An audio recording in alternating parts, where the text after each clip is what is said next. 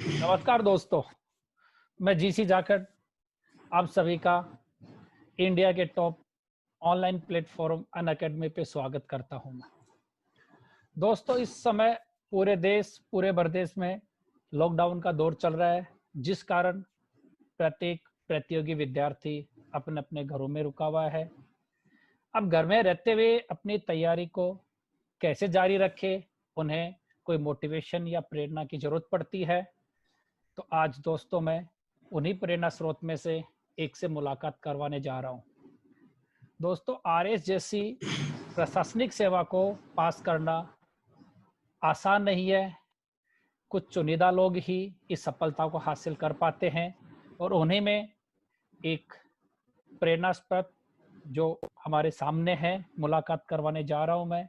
जैसलमेर जिले के छोटे से गांव से निकले हुए और आज इस सफलता को हासिल किया रमजान खान का मैं अनअकैडमी प्लेटफॉर्म पे स्वागत करता हूं। रमजान खान मेरे दोस्त, थैंक यू सर। मेरे दोस्त ही नहीं, मेरे सहपाठी भी रहे हुए हैं, मेरे साथ हमेशा बने हुए हैं। तो आज इनके सफलता के राज जानते हैं, इनके प्रेरणा के वजह जानते हैं और आपके लिए ये कुछ प्रेरणास्पद बोलेंगे। तो दोस्तों, सबसे पहले मैं रमजान जी का स्वागत करता हूं, अभिनंदन करता हूं। Thank you sir. Ramzan ji, आपका अनअकैडमी प्लेटफॉर्म पे स्वागत है। धन्यवाद भी देना चाहूंगा आपको। बहुत बहुत शुक्रिया सर आपका और अनअकैडमी का। सर, सबसे पहले मैं आपसे पूछना चाहूंगा, संक्षिप्त रूप से आप अपना परिचय बताइए हमारे श्रोताओं को।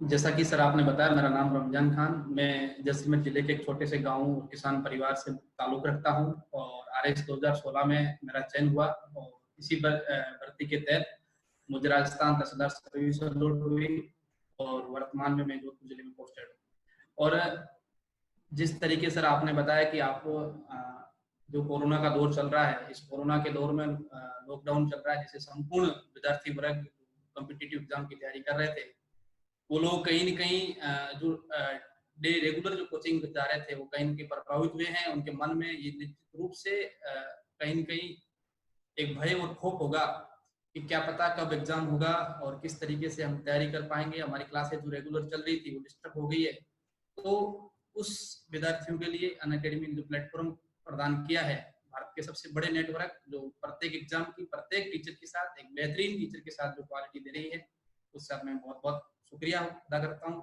अनअकैडमी का। और इसी के साथ सर आपका भी बहुत बहुत शुक्रिया कि आपने इस महत्वपूर्ण चैनल के माध्यम से मुझे जोड़ने का प्रयास किया। धन्यवाद। रमजान जी, मैं आपसे पूछना चाहूंगा कि आपकी शैक्षणिक पृष्ठभूमि के बारे में थोड़ा बहुत विद्यार्थियों को बता पाओगे, क्योंकि आज विद्यार्थी के मन में एक अजीब सा संशय रहता है कि आरएस जैसी प्रशासनिक सेवा के लिए शैक्षणिक पृष्ठभूमि कितनी बड़ी भूमिका निभाती है। तो इसके बारे में थोड़ा सा आप बताएं विद्यार्थियों को। मेरी शैक्षणिक पृष्ठभूमि की बात की जाए तो मुझे बताते हुए बहुत ही प्राउड फील होता है कि मैं मेरे परिवार का पहला व्यक्ति हूँ जो साक्षर, और मुझे ये बताते हुए भी प्राउड फील होता है कि मैं मेरे गांव का वो व्यक्ति हूँ जो पहला ग्रेजुएट व्यक्ति हूँ। मेरे से पहले मेरे गांव में कोई ग्रेजुएट व्यक्ति नहीं था और मेरे परिवार का मैं पहला साक्षर व्यक्ति हूँ जो इस मुकाम तक पहुंचा हूँ। उसी के साथ मेरी प्राइमरी एजुकेशन मेरे लोकल गाँव के आसपास हुई थी। उसी के बाद जैसे जैसे जो आगे मैं बढ़ा तो 5वीं क्लास पास करने के बाद गाँव के आसपास इतनी अच्छी स्कूल, इतनी अच्छी फैसिलिटी नहीं थी। तो मैं उसके बाद से घर वालों ने निश्चित किया या घर वालों ने निश्चय किया या आस पड़ोसी ने हमें गाइड किया, घर वालों को बताया कि किस तरीके से आगे आपको एकेडमिक एजुकेशन पूरी करनी है। तो मैं उसके बाद सर सीकर चला गया और कक्षा 5-6 से लगाकर कक्षा 12 तक मैं सीकर में मेरी पढ़ाई हुई। कक्षा 12 में मेरी पढ़ाई होने के बाद मैं 2012 में 12th करने के बाद में मेरा सीकर से सीधा राजस्थान कॉलेज में मेरा एडमिशन हो गया। तो मेरी ग्रेजुएशन राजस्थान कॉलेज में सन 2015 में हो गई और मैं बहुत सौभाग्यशाली अपने आप को मानता हूँ कि 2015 में ग्रेजुएशन होने के बाद तुरंत बाद 2016 में आरएस की भर्ती आई, उसमें मेरा प्रथम अटेम्प्ट मेरा चयन हो गया। आज मैं राजस्थान तहसीलदार सर्विस का अधिकारी हूँ। धन्यवाद। तो इससे ये पता चलता है, विद्यार्थियों को भी इससे थोड़ा सीखना चाहिए कि शैक्षणिक पृष्ठभूमि ऐसा नहीं है कि गांव में पढ़ा हुआ व्यक्ति आरएस की तैयारी नहीं कर सकता, ऐसा नहीं है कि गांव का विद्यार्थी आगे नहीं बढ़ सकता। तो आप एक इस ऐसी पृष्ठभूमि से निकल के आए हो जो एक विद्यार्थी सोच भी नहीं सकता। रमजान जी, आपसे, आप जिस पृष्ठभूमि में रहे हो वहां आपको आरएस की तैयारी करने की प्रेरणा कहाँ से मिली? आपके मन में ऐसा विचार कब आया कि आपको आरएस बनना है? सर जैसे मैंने पहली प्राइमरी प्राइमरी मेरी एजुकेशन हुई, तो शायद मुझे नहीं पता, मेरे घर वालों ने मुझे ये सोच के पढ़ाया होगा कि काश थोड़ा बहुत पढ़ लेगा तो गांव में राशन कार्ड या छोटी मोटी जो डाक के माध्यम से चिट्ठी आती है वो पढ़ सकेगा, उसको पहचान सकेगा। जूं जूं सर एकेडमिक एजुकेशन आगे बढ़ी, तो मैं कक्षा 12 में जब मेरे अच्छा रिजल्ट रहा, करीब मेरे 90 के आसपास परसेंटेज बने, तो उस वक्त मैंने मेरे जिले में टॉप किया था। और जूं जूं मेरे कई सफल लोगों से, आस पड़ोस के लोगों से मिला, उनके इंटरव्यूज देखे, न्यूज़पेपर में देखा, तो फिर मैं जैसे जयपुर आया तो जयपुर का अजीब सा माहौल, एक पूर्ण कॉम्पिटिटिव माहौल, एक अच्छा वातावरण, हर हर गली में हर जगह कोचिंग, हर अच्छी फैकल्टी, नित्य नए रोज अखबारों में एड कोचिंगों के। तो कहीं न कहीं मैं सब इस चीजों से प्रभावित हुआ, और प्रभावित होने के तुरंत बाद मैंने भी सोचा कि काश मेरे को भी अधिकारी बनना चाहिए। और मेरे में ये हमेशा मैंने ठाना था कि मैं किसी से कमतर नहीं हूँ, क्योंकि जो इंसान जिसके पास खोने के लिए कुछ नहीं होता है, तो वो उसके लिए जीतने का पूरा संसार होता है। जग जग पूरा जीत सकता है जिसके पास कुछ खोने के लिए नहीं होता है। तो मैं मेरे घर से ये ठान के निकला था कि मेरे पास खोने के लिए कुछ नहीं है, क्योंकि मैं उस परिवार से ताल्लुक रखता हूँ जो आज भी मेरे पिताजी, मेरी माताजी, मेरे पूर्वज सिर्फ और सिर्फ सिग्नेचर की जगह मुठ लगा के अपना काम चलाते थे। तो मेरे पास कुछ खोने के लिए नहीं था। और मेरी सबसे बड़ी मेरी प्रेरणा मेरे घर वाले, मेरा माहौल, मेरा वातावरण वो था कि काश मैं वहां से निकलकर और जो मैंने टारगेट ठाना है उस तक पहुंचूंगा, तो काश मेरी जिंदगी में, मेरे परिवार की और कई लोगों की जिंदगी में मैं कुछ भला कर सकता हूँ। धन्यवाद। रमजान जी, जैसा आपने बताया कि आप इतनी बड़ी सफलता हासिल की है, पारिवारिक रूप से मम्मी पापा एजुकेटेड नहीं थे, फिर आपने इतनी बड़ी सफलता हासिल की, तो इस सफलता में परिवार की कितनी भूमिका होती है? क्या भूमिका आप मानते हो कि परिवार कितनी भूमिका निभा सकते हैं? सर, परिवार की भूमिका निश्चित रूप से होती है, और परिवार की भूमिका ही इंसान को सफलता की अंतिम सीढ़ी तक ले जाने में बहुत बड़ी कारगर साबित होती है। मेरे परिवार की मेरे जीवन में भूमिका बाकी तो कुछ रही होगी, पर मेरे पिताजी एक असाक्षर व्यक्ति थे, असाक्षर व्यक्ति हैं। और जब भी वो मेरे से मिलते थे, मेरे से बात करते थे, और उनके मन में और उनके दिल में एक ही बात उठती थी कि काश आप भी एक सफल इंसान बनो और अच्छे अधिकारी बनो। और जैसे ही मेरे पिताजी उस टाइम किसी मेरे अकाउंट में पैसे डालने की, मुझे जब भी पैसों की जरूरत पड़ती थी, पैसे डालने के जाते थे, तो बैंक की लाइन में पैसे डालने के लिए, पर्ची भरने के लिए घंटे 2 घंटे इंतजार करते थे सर। तो वो जो 1 और 2 घंटे का इंतजार था, वो मेरे जीवन की सबसे बड़ी भूमिका होती मेरे पिताजी। वो इंतजार खत्म हुआ, और उनका जो इंतजार था, उनकी जो इंस्पायरेशन थी, वो मेरे जीवन में सबसे बड़ी इंस्पायरेशन साबित हुई। और उस क्षेत्र से, उस परिवेश, तो जो परिवेश था, वो परिवेश ही मेरे लिए प्रेरणा। रमजान जी, आपने अपनी जिंदगी में आरएस के अलावा भी कुछ सोचा, या केवल यही सोचा कि मैं आरएस ही बनूंगा? पर मैं तो सौभाग्यशाली हूँ, मुझे सोचने का कुछ मौका ही नहीं मिला। जैसे ही मैंने 2015 में ग्रेजुएशन की, तो 2016 में मेरा सिलेक्शन हो गया, 2016 में भर्ती आई, और उसकी तैयारी की, इस तरह उसका रिजल्ट आ गया था। और सोचता जिससे पहले मेरा सिलेक्शन हो गया, क्योंकि मुझे शायद कुछ एग्जाम और की तैयारी करता है, या मैं एग्जाम कोई और अटेंड करता, जिससे पहले मेरा सिलेक्शन हो गया। मैंने इसके बारे में ज़्यादा कुछ सोचा नहीं, मेरा प्रथम अटेम्प्ट था। और आपको, जैसा कि आपको भी पता होगा कि आरएस के लिए मिनिमम जो क्वालिफिकेशन होती है वो ग्रेजुएशन होती है, और ग्रेजुएशन में 2015 में हो गया था, 16 में भर्ती आई, और इसी भर्ती में मेरा सिलेक्शन हो गया।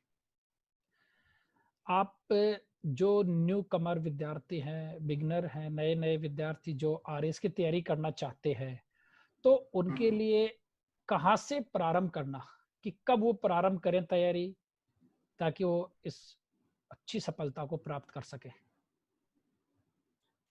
सर, ये तो मेरी व्यक्तिगत राय है कि कोई विद्यार्थी अगर न्यू कमर है और आरएस की तैयारी करना चाहता है, तो उसको 12वीं करने के तुरंत बाद इस एग्जाम की तैयारी शुरू कर देनी चाहिए।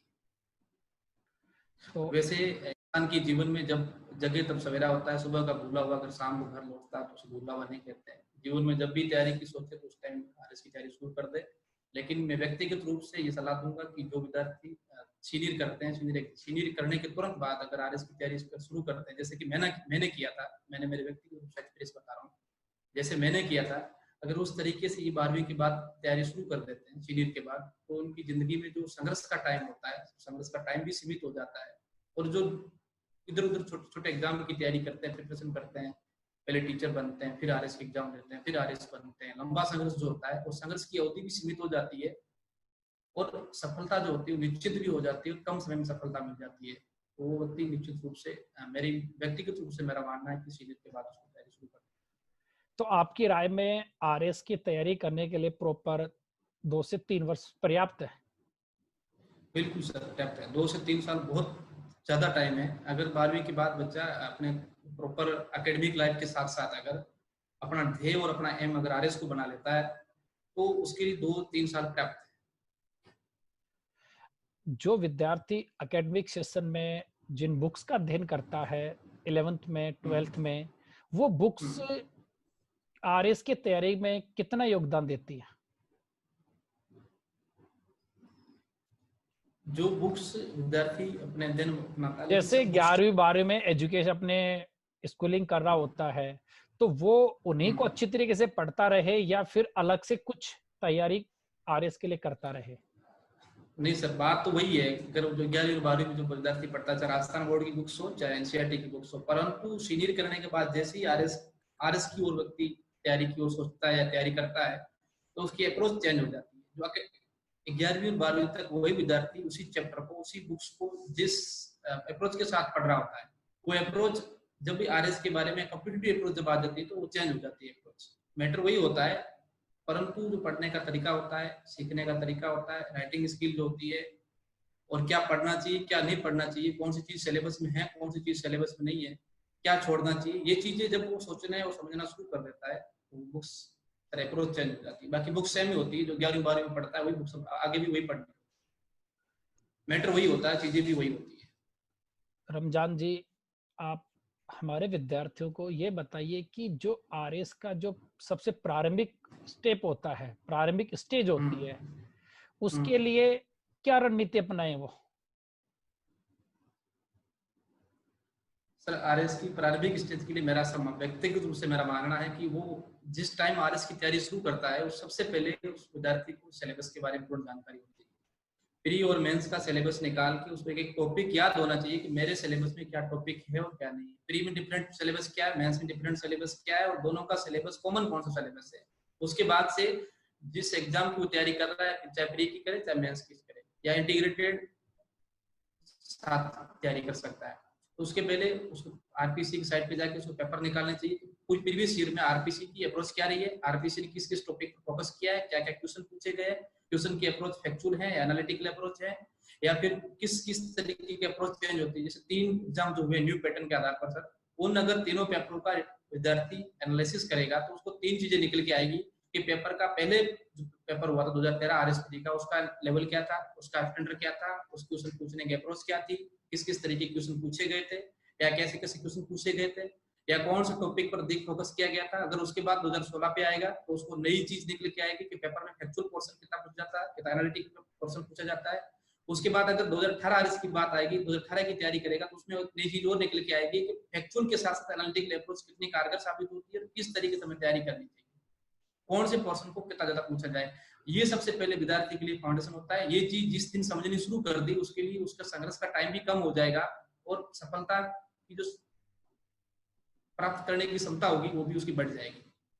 उसके बाद सर मेंस की बात की जाए, तो विद्यार्थी जैसे जैसे पढ़ता है, पढ़ने के साथ एक स्टैटिक्स पोर्शन के साथ साथ करंट को किस तरीके से कोरिलेट कर पढ़ना चाहिए, करंट को किस तरीके से समझना चाहिए, ये चीजें उसके लिए कारगर साबित हो जाती है। जैसे आज की बात अभी की बात करें, जैसे मैं फॉर एग्जांपल के लिए बताऊं, तो मेंस में आंसर राइटिंग कितना मायना रखती है, वो सर अगर किसी को देखनी हो तो मेरी कॉपी देखे आरएस 2016 की। सर हिस्ट्री में किसी को 10 में से 8 नंबर अभी तक मेरे ख्याल से नहीं आए, वो मेरी कॉपी में से 8 नंबर आए हिस्ट्री में, पॉलिटी में। और जैसे कि मैं मेरे खुद के बारे में बताऊं, तो मेरा बैकग्राउंड सर ह्यूमैनिटी था, तो मेरे गणित मात्र 65 में 7 नंबर आए थे, इंग्लिश में 80 में 16 नंबर आए थे, फिर भी मैं इस मुकाम तक पहुंचा। तो मेरी अप्रोच, रिटन अप्रोच, लिखने का तरीका, लिखने की कला किस तरीके से अपना प्रेजेंटेशन होना चाहिए, किन चीजों को किस तरीके से उसको बांध के एक रिप्रेजेंट करना चाहिए और कितने टाइम में किस रूप में लिखना चाहिए। सर ये सबसे बड़ी बात होती है। अगर जो तैयारी बंदा कर रहा है, जो व्यक्ति नए सिरे से तैयारी कर रहा है, उसके लिए ये बात महत्वपूर्ण तब हो जाती है जब वो करंट को स्टैटिक के साथ कोरिलेट किस तरीके से करता है। जैसे वर्तमान समय में लॉकडाउन चल रहा है सर, तो लॉकडाउन का भारतीय, फॉर एग्जांपल लॉकडाउन तो करंट का इश्यू है, परंतु इकोनॉमी एक हमारा स्टैटिक्स पोर्शन है, तो इकोनॉमी को करंट के साथ किस तरीके से कोरिलेट करना है कि जैसे लॉकडाउन चल रहा है तो लॉकडाउन का भारतीय अर्थव्यवस्था पर क्या प्रभाव पड़ेगा, पीडीएस पर क्या प्रभाव पड़ेगा, पीडीएस जिस तरीके से पीडीएस की जो कमियां थी या पीडीएस को लोग प्रासंगिक कह रहे थे, क्या पब्लिक डिस्ट्रीब्यूशन सिस्टम जो है प्रासंगिक हो चुका है, परंतु कोरोना जैसी आपदा से पीडीएस की जो प्रासंगिकता थी वो अपने आप सिद्ध हो गई। सर पीडीएस की कितनी प्रासंगिकता क्या है, जिस तरीके से भारत की 69% आबादी को हम किस तरीके से फूड सिक्योर कर रहे हैं, नंबर 1। नंबर 2 पॉइंट सर, जिस तरीके से हम अगर एनालिसिस करेंगे तो हमारी जीडीपी का हम कितना हिस्सा स्वास्थ्य पर खर्च कर रहे थे, हेल्थ फैसिलिटीज पे खर्च कर रहे थे, तो अब उस हिस्से को किस तरीके से बढ़ाया जाए, क्योंकि कोरोना जैसी आपदा, कोरोना जैसी बीमारी ने, कोरोना जैसी महामारी ने सिद्ध कर दिया है कि हमारी जीडीपी का हिस्सा जो वर्तमान में स्वास्थ्य सेवा पर खर्च किया जा रहा था उसको बढ़ाया जाना चाहिए। तो सर जिस तरीके से कोरिलेट करने की जो कला सर, स्टैटिक्स पोर्शन को किस तरीके से वर्तमान में समसामयिक मुद्दों के साथ कोरिलेट करके अपने आप को रिप्रेजेंट करना चाहिए, वही सर मायने रखता है। दूसरी बात स्टैटिक्स पोर्शन की बात करूं तो प्री के अंदर जो फैक्चुअल पोर्शन जो होता है उसको एक बार जो एक बुक्स को 10 बार पढ़े बजाय 10 बुकों के। जैसे कोई चैप्टर पढ़ रहे हैं, उस एक चैप्टर को एक ही बुक फॉलो करे, एक स्टैंडर्ड की बुक ले ले या एनसीईआरटी स्टैंडर्ड की बुक ली, उस टॉपिक को उसी बुक से पढ़े, एक बार 10 बार पढ़े, रिवीजन करे। 3R की सर अप्रोच होती है, read, revision and practice, revise. ये जिसमें प्रैक्टिस करना, रीड करना और रिवीजन करना, ये 3 चीजें सर महत्वपूर्ण रहती है। मेरे ख्याल से अगर मैंने जो सर अप्रोच फॉलो की थी, मैंने जो तरीका अपनाया था, वो तरीका मेरे लिए कारगर साबित हुआ सर। क्योंकि जो व्यक्ति RS 2016 में आपने सुना होगा, जिस मैथ का जो वर्चस्व था, उस मैथ के वर्चस्व वाले एग्जाम में अगर 7 नंबर लाकर तो सिलेक्ट होता है, तो मेरे जीके और जीएस के दम पर मैं इस जगह पर हूँ। और मैं भी यही कहना चाहूंगा कि लगातार पढ़ते रहें, रीड करें, रिवीजन करें और प्रैक्टिस करें लिखने की। तो आपके अनुसार प्री में फैक्चुअल है जबकि मेंस में एनालिटिकल अप्रोच होना जरूरी है? बिल्कुल सर। एनालिटिकल अप्रोच विद्यार्थी की प्रैक्टिस से ही डेवलप हो सकती है और उस प्रैक्टिस के लिए उसको निरंतर प्रयास करते रहना चाहिए।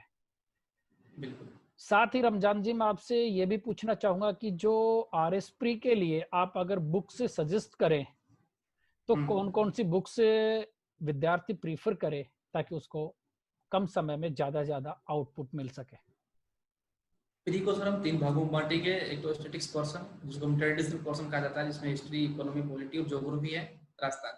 सर सेकंड पोर्शन की बात करें साइंस और टेक होता है। थर्ड पोर्शन में करंट के लिए विद्यार्थी को डे टू डे जो घटनाएं नेशनल लेवल पर, इंटरनेशनल लेवल पर, स्टेट लेवल पर जो घटनाएं घटित हो रही है उन पर लगातार पे नजर बना रखें, उनके सिंपली नोट्स बनाएं, एक्चुअल चीजें लिखें और घटनाओं के साथ जोड़ते रहें। सर जो सेकंड पोर्शन है साइंस और टेक और मैथ रीजनिंग का, उसमें मैथ और रीजनिंग की तो व्यक्ति को बारंबार का प्रयास करना ही होगा, प्रैक्टिस करनी होगी। तो साइंस के लिए सर महत्वपूर्ण ये हो जाता है कि साइंस की स्टैटिक्स के साथ साथ साइंस और टेक्नोलॉजी में तो करंट की चीजें पूछ जाती है, तो करंट वाले चीजों पर फोकस करें। फिर सर पार्ट नंबर फर्स्ट में जो ट्रेडिशनल पार्ट है, ज्योग्राफी, हिस्ट्री, इकोनॉमी और पॉलिटी, 4 चीजें सर है। इन चारों के लिए सर लगातार विशेष रूप से जैसे हिस्ट्री के लिए स्पेक्ट्रम की बुक पढ़ सकता है, पॉलिटी के लक्ष्मीकांत की बुक पढ़ सकता है, ज्योग्राफी के लिए एनसीईआरटी बर्नवाल की पढ़ सकता है, और इकोनॉमी के लिए सर राजस्थान अगर तैयारी कर रहा है तो राजस्थान इकोनॉमी सर उसको पढ़ना चाहिए निश्चित रूप से, जिसमें कई चीजें क्लियर हो जाती है। और साथ साथ अगर स्टैटिस्टिक्स जो कॉन्सेप्ट वाला पार्ट है तो सर उसके लिए लाल की बुक को प्रिपेयर कर सकता है। तो एनसीईआरटी बुक्स या राजस्थान माध्यमिक शिक्षा बोर्ड की बुक्स कारगर? एनसीईआरटी सर ठीक रहता है, राजस्थान बुक भी, राजस्थान बोर्ड की किताब भी अच्छी है, बुक्स अच्छी है, नो डाउट, उसमें कुछ शक की गुंजाइश नहीं है। परंतु अगर एनसीईआरटी को फॉलो किया जाए तो अच्छा है, क्योंकि जब एनसीईआरटी बुक्स पढ़ना शुरू करेगा शुरुआत में तो सर प्री के साथ साथ मेंस भी कवर हो जाता है काफी हद तक। जो एनसीईआरटी बुक से थोड़ी एनालिटिकल अप्रोच डेवलप होगी। डेवलप हो जाती है, मेंस में उसको हेल्प मिल जाती है। साथ ही मैं आपसे पूछना चाहूंगा, ये न्यूज़पेपर की विद्यार्थी के लिए कितनी क्या भूमिका है इनकी, किस किस को सिलेक्ट करे, कितना करे, क्योंकि इतना ज्यादा होता है कि विद्यार्थी कैसे उसमें सिलेक्टिव हो सकता है। हम्म। तो कौन सर कौन से न्यूज़पेपर हिंदी के, अंग्रेजी के, जो विद्यार्थी के लिए बेनिफिशियल हो, ताकि वो उसमें से फायदा कितना उसके लिए बेनिफिशियल हो सकते हैं वो। सर RSS भर्ती के लिए इंग्लिश के न्यूज़पेपर की इतनी प्रासंगिकता नहीं है, रिलेवेंट नहीं है, परंतु हिंदी की न्यूज़पेपर की बात की जाए तो पत्रिका या भास्कर में से, दोनों में से एक पेपर को पढ़ना चाहिए। सर पेपर पढ़ना बड़ी बात नहीं है, पेपर में क्या न्यूज है, उस न्यूज का एग्जाम के पॉइंट ऑफ व्यू से उसकी क्या प्रासंगिकता है। जैसे आज एग्जाम था कि विश्व को भारत वैश्विक व्यापार के लिए महामंत्र दे सकता है, एक वैश्विक व्यापार के लिए प्लेटफॉर्म दे सकता है। तो सर ये जो न्यूज की हेडलाइन थी, ये हमारे लिए बहुत महत्वपूर्ण है। तो मोदी हमारे प्रधानमंत्री ने उसमें 5 टाइप्स के बताए थे, टिप्स मंत्र दिए थे कि इन मंत्रों के आधार पर भारत जो है पूरे विश्व की अर्थव्यवस्था का नेतृत्वकर्ता बन सकता है। अब जो अगर सर एक सीरियस कैंडिडेट होगा, वो इस बात पे फोकस नहीं करेगा कि मोदी जी ने क्या कहा क्या नहीं कहा, वो इस बात पे फोकस करेगा कि भारत में ऐसी क्या क्या पॉसिबिलिटीज है, भारत में ऐसी क्या पोटेंशियल है कि विश्व की अर्थव्यवस्था का नेतृत्वकर्ता बन सकता है। हमारे यहाँ क्या क्या, हमारी इकोनॉमी में क्या कैपेसिटी है, या हम लोगों में इतनी क्या कैपेसिटी है कि हम पूरी विश्व को आगे लेकर बढ़ सकते हैं। 5 पॉइंट सर उसमें बताए गए थे। ये जो चीजें होती है, इनको कोरिलेट करके पढ़ना और उस न्यूज की तह में जाकर एनालिसिस करना, ये सबसे बड़ी बात होती है। संक्षिप्त रूप से आप RS प्री के बारे में थोड़ा सा बताओ विद्यार्थियों को, कि कितने इसमें मार्क्स तक आ जाएं तो अपने आप को सेफ माने, कितने तक उसको लेने का सर प्रयास करते रहना चाहिए। सर मैं मोटा मोटा क्लियर कर देता हूँ कि Rajasthan public service commission RPC RS pre का जो एग्जाम लेती है, उसमें 200 नंबर का पेपर होता है और क्वालिफाई एग्जाम होता है, उसमें से 150 क्वेश्चन होता है। कुल मिलाकर सर प्रत्येक क्वेश्चन का वेटेज 1.33 होता है। अब सर मैं आपको जिस दिन से जिस साल से जो एग्जाम का पैटर्न चेंज हुआ है, उस पैटर्न से अभी तक मैं आपको एक पूरा ब्रॉड व्यू दे देता हूँ कि RS 2013 एग्जाम हुआ था सर। उस एग्जाम में 200 में से 62 नंबर कट ऑफ रही थी, 62 नंबर आउट ऑफ 200। उसके बाद सर 2016 का एग्जाम हुआ, 2016 के एग्जाम में सर कट ऑफ रही थी 78 मार्क्स, मतलब 200 में से 78 मार्क्स जो लाके आ रहा है, वो बंदा मेंस के लिए प्री क्वालिफाई कर रहा है। फिर सर 2018 की बात की जाए तो 2018 में जो कट ऑफ गई थी, जो थी आउट ऑफ 276 मार्क्स, मतलब अगर कोई 76 मार्क्स 200 में से लेके आ रहा है तो बंदा प्री क्वालिफाई है। तो मेरा कुल मिलाकर आपने इसमें इन जो मेरा व्यू था, इसमें आपने देखा होगा कि 40% के लमसम अगर कोई व्यक्ति मार्क्स लेके आ रहा है, वो मेंस लिख सकता है। अच्छा, फिर सर अगर जो क्वेश्चन का जो वाइबिफिकेशन है कि हिस्ट्री में लीजिएगा, पॉलिटी के 20 मान लीजिए, ज्योग्राफी के 20 और इकोनॉमी के 20, 80 क्वेश्चन हो गए। तो 20 क्वेश्चन काट के हो जाते हैं 100, ये हो गए। इसके अलावा साइंस, टेक, रीजनिंग और मैथ्स, इनके सर 50 क्वेश्चन। तो 150 क्वेश्चन में से इस तरीके से हमने मोटा मोटा बांटा है कि कौन से पार्ट में से कितने क्वेश्चन आएंगे।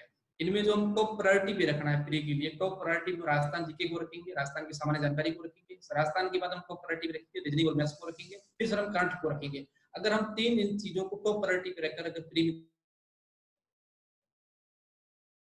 क्वालिफाई हो जाएगी। आप समझने के प्रयास कीजिए सर कि अगर 20 नंबर करंट अफेयर के आते हैं, उसमें से अगर हम 12 क्वेश्चन भी सही कर पाते हैं, 14 क्वेश्चन भी सही कर पाते हैं, रीजनिंग और मैथ के 20 में से अगर हम 15 क्वेश्चन सही कर पाते हैं, और बाकी जो चीजें उनमें से हम अगर 20 क्वेश्चन सही कर पाते हैं, तो हमारा प्री क्वालिफाई हो जाता है।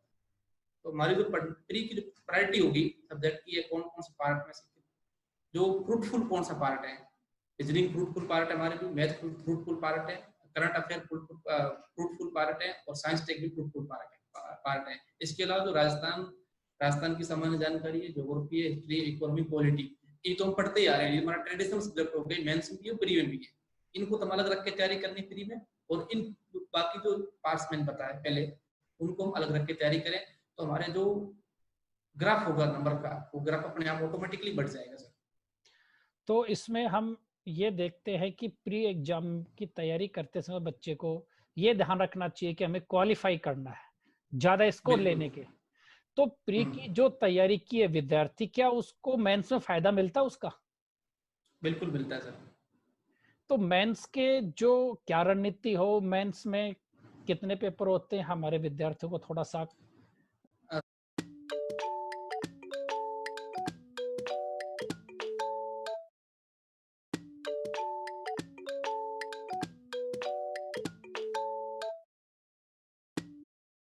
लीजिएगा। पॉलिटी के 20 मान लीजिए, ज्योग्राफी के 20 और इकोनॉमी के 20, 80 क्वेश्चन हो गए। तो 20 क्वेश्चन काट के हो जाते हैं 100, ये हो गए। इसके अलावा साइंस, टेक, रीजनिंग और मैथ्स, इनके सर 50 क्वेश्चन। तो 150 क्वेश्चन में से इस तरीके से हमने मोटा मोटा बांटा है कि कौन से पार्ट में से कितने क्वेश्चन आएंगे। इनमें जो हम टॉप प्रायोरिटी भी रखना है प्री के लिए, टॉप प्रायोरिटी में राजस्थान जीके को रखेंगे, राजस्थान की सामान्य जानकारी को रखेंगे, राजस्थान के बाद हम टॉप प्रायोरिटी रखेंगे रीजनिंग और मैथ्स को रखेंगे, फिर सर हम करंट को रखेंगे। अगर हम तीन इन चीजों को टॉप प्रायोरिटी पे रखकर अगर प्री क्वालिफाई हो जाएगी। आप समझने के प्रयास कीजिए सर कि अगर 20 नंबर करंट अफेयर के आते हैं, उसमें से अगर हम 12 क्वेश्चन भी सही कर पाते हैं, 14 क्वेश्चन भी सही कर पाते हैं, रीजनिंग के 20, रीजनिंग और मैथ के 20 में से अगर हम 15 क्वेश्चन सही कर पाते हैं और बाकी जो चीजें उनमें से हम अगर 20 क्वेश्चन सही कर पाते हैं, तो हमारा प्री क्वालिफाई हो जाता है। तो हमारी जो प्री की जो प्रायोरिटी होगी सब्जेक्ट की, कौन कौन से पार्ट में से जो फ्रूटफुल कौन सा पार्ट है, रीजनिंग फ्रूटफुल पार्ट है हमारे लिए, मैथ फ्रूटफुल पार्ट है, करंट अफेयर फ्रूटफुल पार्ट है, और साइंस टेक भी फ्रूटफुल पार्ट है। इसके अलावा जो राजस्थान की सामान्य जानकारी है, ज्योग्राफी है, हिस्ट्री, इकोनॉमी, पॉलिटी, ये तो हम पढ़ते ही आ रहे हैं, ये हमारा ट्रेडिशनल सब्जेक्ट हो गए, मेंस में भी है, प्री में भी है। इनको तो हम अलग रख के तैयारी करनी प्री में, और इन बाकी जो पार्ट्स मैंने बताया पहले, उनको हम अलग रख के तैयारी करें, तो हमारे जो ग्राफ होगा नंबर का, वो ग्राफ अपने आप ऑटोमेटिकली बढ़ जाएगा सर।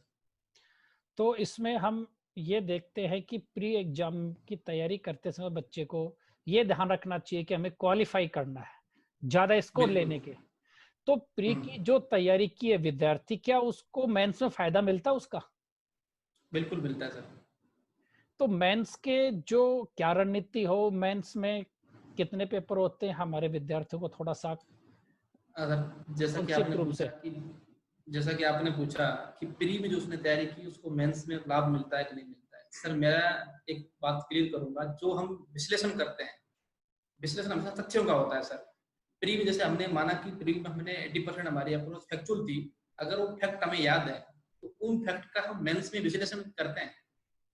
प्री और मेंस का फर्क इतना ही है कि फैक्ट का विश्लेषण हम मेंस में करते हैं। तो निश्चित रूप से जिसने प्री में तैयारी की है तो उसको मेंस में फायदा मिलता है। और सर जो 15-15 वर्ड के जो क्वेश्चन आते हैं, 15 वर्ड के क्वेश्चन हमारे अगर प्री में अच्छी तैयारी हुई थी, स्टैंडर्ड की अगर हमने प्री में तैयारी की थी, तो 15 वर्ड के क्वेश्चन सारे हमें हमारे मेंस की प्री के आधार पर तैयार हो जाते हैं। और सर तो दूसरा प्रश्न आपका, एक मिनट, न्यू पैटर्न के हिसाब से मेंस के कितने पेपर होते हैं, कितने कितने शब्दों के क्वेश्चन पूछे जाते हैं, थोड़ा सा। न्यू पैटर्न के आधार पर मुख्य परीक्षा के 4 पेपर होते हैं। प्रत्येक पेपर का वेटेज 200 मार्क्स होता है। टोटल मेंस 800 नंबर की होती है, 100 नंबर का इंटरव्यू होता है। जो आपने पूछा कि न्यू पैटर्न के आधार पर, सर पहला पेपर जो होता है उसमें फर्स्ट हर पेपर को 3 पार्टों में बांटा गया सर, 65, 65 और 60। प्रत्येक पेपर को 3 पार्ट में डिवाइड किया गया है। पहले पार्ट के 65, सेकंड के 65, थर्ड के 60, टोटल मिलाकर 200 का राउंड हो जाते हैं नंबर। इस तरीके से प्रत्येक पेपर को 3 पेपरों को, GS paper first, GS paper second, GS paper third, इन तीनों पेपरों को 3-3 पार्टों में डिवाइड किया गया। फोर्थ पेपर में लैंग्वेज, जिसमें 120 नंबर की हिंदी और 80 नंबर की इंग्लिश। पहला जो पेपर सर है उसमें हिस्ट्री, इकोनॉमी और अकाउंटिंग, ऑडिटिंग। हिस्ट्री 65 नंबर की हिस्ट्री होगी, 65 नंबर की इकोनॉमी होगी, 60 की तरह समथिंग अकाउंटिंग, ऑडिटिंग और सोशियोलॉजी होगी। इसी प्रकार से paper second ethics, science tech, और पेपर थर्ड आईआर, पबेड और लॉ होगा। इस तरीके से बांटा गया है। मेंस एग्जाम में ये शब्द की जो सीमा होती है लिखने की, क्या कितनी इससे मतलब इसका अनुपालन कितने स्ट्रिक्टता के साथ करना चाहिए शब्द सीमा का? सर शब्द सीमा विशेष रूप से 3 भागों में कहा गया है। 100 मार्क्स के 100 वर्ड्स के क्वेश्चन, 50 वर्ड के क्वेश्चन, 15 वर्ड के क्वेश्चन। परंतु अगर हमने 15 शब्द का जो आंसर था उसको अगर हमने 20 से 22 वर्ड्स के अंदर 22 से 25 वर्ड में लिख लिया है, परंतु उस टाइम हमें एक बात ध्यान रखनी चाहिए कि हमने समुद्र सीमा से अगर इतर जाके लिख रहे हैं तो जो इतर लिख रहे हैं वो उस विषय से पूर्ण रूप से रिलेवेंट होना चाहिए। वो रिलेवेंट होना चाहिए, वो इतना महत्वपूर्ण हो जाना चाहिए कि हम अगर ये नहीं लिखते तो हमारा आंसर अधूरा होगा, अगर हम ये नहीं लिखते तो हमारे आंसर की सार्थकता नहीं होगी। इस तरीके से अगर रिलेवेंट और अगर कोई डायग्राम, कोई फ्लो चार्ट अगर सब सीमा से बाहर जाके लिखता है, सब सीमा से इतर जाके अगर कोई कर रहा है तो वो थोड़ा लिबरल माना जाता है, उसमें कोई किसी प्रकार का नुकसान विद्यार्थी को नहीं होता है। परंतु प्रासंगिक होना चाहिए, प्रासंगिक होना चाहिए, उस पर्सन के साथ आंसर के साथ तालमेल होना चाहिए जो हम लिख रहे हैं। तो इससे विद्यार्थी को घबराना नहीं चाहिए, अगर सब सीमा का प्रासंगिक रूप से उल्लंघन हो रहा है तो उसको कोई नुकसान नहीं होगा। बिल्कुल नहीं होगा सर। अगर संक्षिप्त रूप से मैं आपसे पूछना चाहूँ कि मेंस के लिए अगर बुक्स की आप लिस्टिंग करें तो कौन कौन सी बुक्स मोटे तौर पे विद्यार्थी को फायदेमंद हो सकती है? सर फोर्थ पेपर की जो लैंग्वेज है वो विद्यार्थी को किसी स्टैंडर्ड बुक से ही तैयार करनी चाहिए। हिंदी 120 मार्क्स की, उसमें 50 मार्क्स की ग्रामर और 70 मार्क्स की आपकी कंपोजिशन पार्ट। तो जो कंपोजिशन, जो 70 नंबर का जो कंपोजिशन का पार्ट आ रहा है विद्यार्थी के लिए, वो तो सर सरकारी ऑफिस, सरकारी कार्यालय है, जैसे परिपत्र लिखते हैं, रिमाइंडर कैसे लिखते हैं, डेली ऑफिस लेटर कैसे लिखते हैं, ये जो चीजें इनका फिक्स प्रारूप होता है, ये मेरा ऐसा मानना है कि ये सरकारी साइट से, सरकारी कार्यालय की साइट से जाके उसको डाउनलोड करना चाहिए। ग्रामर को तैयार करने के लिए सर हिंदी की ग्रामर की बुक बड़ी किताब आती है, बुक आती है, उस बुक से तैयार करना चाहिए। और जो इसके इतर की तैयार करनी है तो मार्केट हिस्ट्री के लिए किसी अच्छी कोचिंग के नोट्स अगर आर्ट एंड कल्चर के मिल जाए, इंडियन हिस्ट्री के आर्ट एंड कल्चर के, तो वो बढ़िया रहेगा, अच्छा रहेगा। और जो आधुनिक इतिहास है, वर्ल्ड हिस्ट्री है, उसके लिए मैं स्पेक्ट्रम की बुक प्रेफर करूंगा, स्पेक्ट्रम यूरोपियन चंद्रा की। ज्योग्राफी के लिए सर मेरा ऐसा मानना है कि 9th क्लास की किताब बुक आती है एनसीईआरटी की, और 11th क्लास की बुक आती है भौतिक पर्यावरण, और एक 11th क्लास की बुक और आती है भौतिक भूगोल के नाम से, फिजिकल ज्योग्राफी के नाम से। 3 बुक ये, और इसके साथ साथ स्टैंडर्ड की टेक्स्ट बुक के रूप में स्टैंडर्ड बुक हम बर्नवाल पढ़ सकते हैं। इकोनॉमी की बात सर करें तो इंडियन इकोनॉमी के लिए हम सर्वे का जो एक पार्ट आता है, सेकंड पार्ट, उसको पढ़ सकते हैं। राजस्थान इकोनॉमी के लिए राजस्थान सर्वे पढ़ सकते हैं। इसके लिए हम कोई एक बुक पढ़ सकते हैं जो बेसिक क्लियर करे, हमारे बेसिक्स के लिए। और पॉलिटी के लिए सर एक किताब लक्ष्मीकांत की किताब अभी तक मेरे ख्याल से बेहतर है, उसका कोई विकल्प नहीं। तो लक्ष्मीकांत किताब के साथ साथ उसको प्रीवियस जो पेपर आए हैं उसको पढ़ना चाहिए, जिससे पता लग जाए कि एकदम क्या अप्रोच है।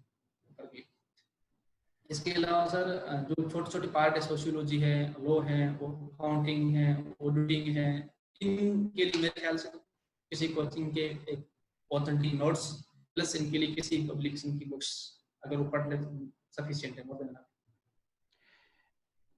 ये जो आप बुक्स के बारे में बताए, यही एक बात पूछना चाहूंगा मैं आपको, जो मेंस में लैंग्वेज के पेपर है, तो लैंग्वेज के पेपर की कितनी भूमिका होती है?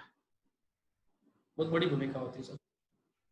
आप एक एग्जाम परिधि के अंदर आ जाओगे, लेकिन परिधि में आपका स्थान कौन सा होगा वो आपका फोर्थ पेपर डिसाइड करेगा।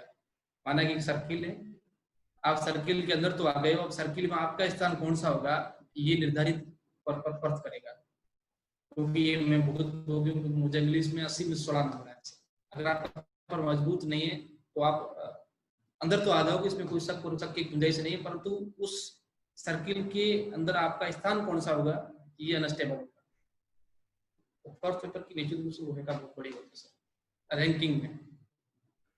अब हम आरएस के अंतिम व तीसरे पड़ाव जो इंटरव्यू का है उसके बारे में आपसे पूछना चाहेंगे कि उसकी क्या भूमिका है, विद्यार्थी को उसकी तैयारी कब से और कैसे करनी चाहिए?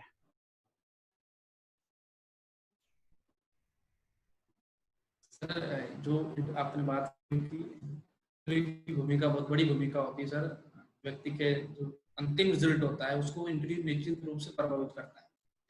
इंटरव्यू की तैयारी कैसे करें, जो हम जिस दिन से हम आरएस की तैयारी करना शुरू करते हैं उस दिन से हमारे अंदर तैयारी ऑटोमेटिकली इंटरव्यू पे होना शुरू होता है।